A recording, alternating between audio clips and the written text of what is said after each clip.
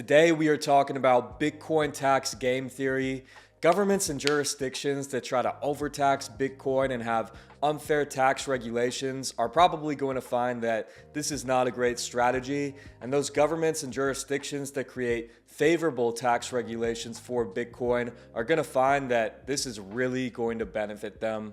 In this video, I'm going to tell you why. Before we do get into it, please make sure to like the video and also subscribe to the YouTube.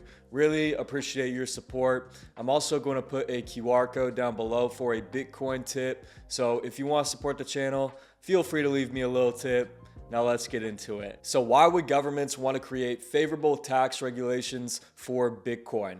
Well, the main reason is that if you do, you are going to be attracting Bitcoin and large Bitcoin holders to your country. Let's say you're a country and you have a 50% capital gains tax on Bitcoin, and then there's a country next to you that has a 0% capital gains tax on Bitcoin. Which country do you think the Bitcoin holder is going to want to go to? They're going to want to go to the country where there's 0% capital gains tax. And by having these lower taxes on Bitcoin, by creating a favorable environment for Bitcoin, you're attracting the Bitcoin to your jurisdiction. That Bitcoin is going to be spent in your economy. Those large Bitcoin holders are going to contribute to your economy, and it's going to lead to more economic growth. If you do have higher taxes on Bitcoin, that is going to drive Bitcoin out of the country, right? It's not only going to not bring people in, it's going to drive those Bitcoin holders out. If we look at a place like India, India has a 30% capital gains tax on Bitcoin and crypto, and I don't think that's very smart, right? This is a growing technology, right? I guess you could include crypto in there if you really want to. I think Bitcoin's really the innovation here, but by having higher taxes, you're basically saying don't bring your Bitcoin here. And when we look at what is happening with Bitcoin, it is becoming this dominant monetary asset.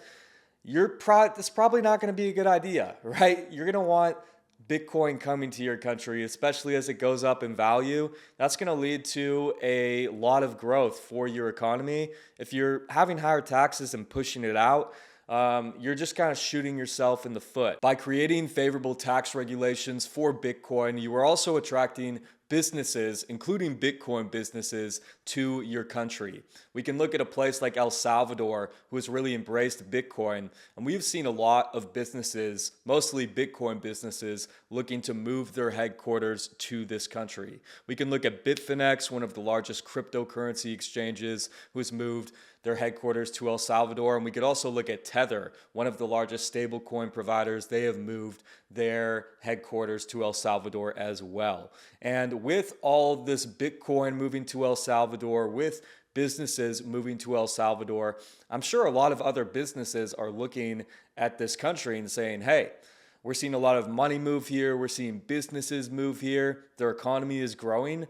Maybe we should set up a location there. So it's kind of like this domino effect, right? Where if you're creating a favorable environment for Bitcoin, it's really going to benefit your economy as a whole, as this Bitcoin is moving there and these businesses are moving there. Now, should Bitcoin be taxed? And when I say taxed, the main tax I'm really thinking about here is capital gains tax, and I don't think it should, right? If Bitcoin is money and we are using Bitcoin for exchange, we're using Bitcoin to pay for things, by having capital gains tax on Bitcoin, it's really making the process of transacting Bitcoin very difficult. And right, if Bitcoin is money, then we shouldn't be paying capital gains tax on it.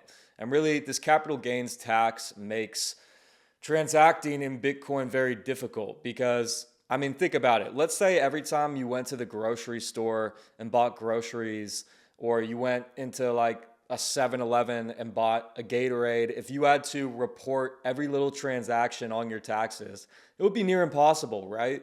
And I think a lot of these Bitcoin holders are kind of dealing with some of these problems with the way Bitcoin is taxed, because if you are making a ton of Bitcoin transactions, if you're making more than 1,000 a year, or more than a couple hundred a year, That is a lot of transactions to keep track of, right?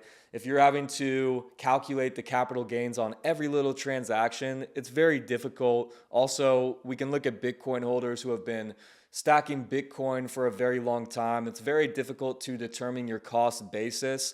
So I really think that capital gains tax on Bitcoin is making it difficult for Bitcoin to really become a medium of exchange.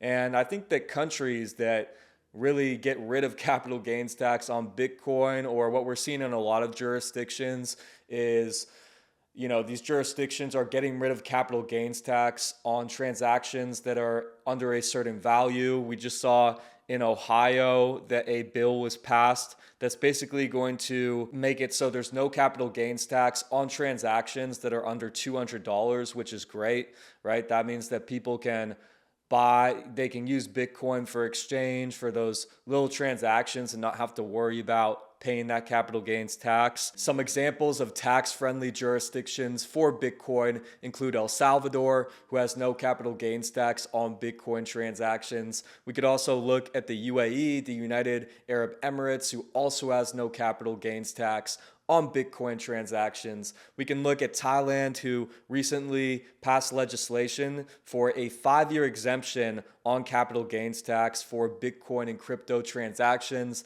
I think this is very smart. They're saying, hey, we might have capital gains tax in the future, but for now, we want you to bring your Bitcoin and your crypto here, and we want to be a hub for this new technology. I just talked about Ohio, who has that $200 limit for transactions under $200.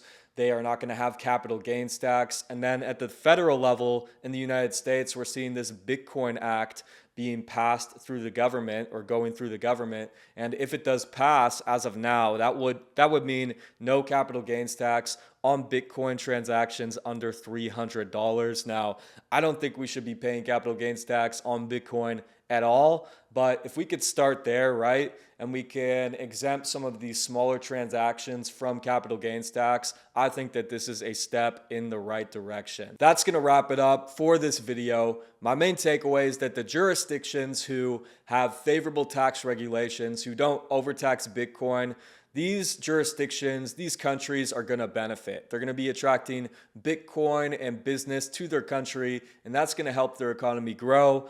The jurisdictions and countries that overtax Bitcoin are not going to benefit. They're going to be pushing money out of the country. They're going to be pushing businesses out of the country. And I think that they're going to realize over time that this is not the right strategy. If you didn't like and subscribe, please make sure to do that now. Really appreciate your support. Thanks for watching. I'll be back soon.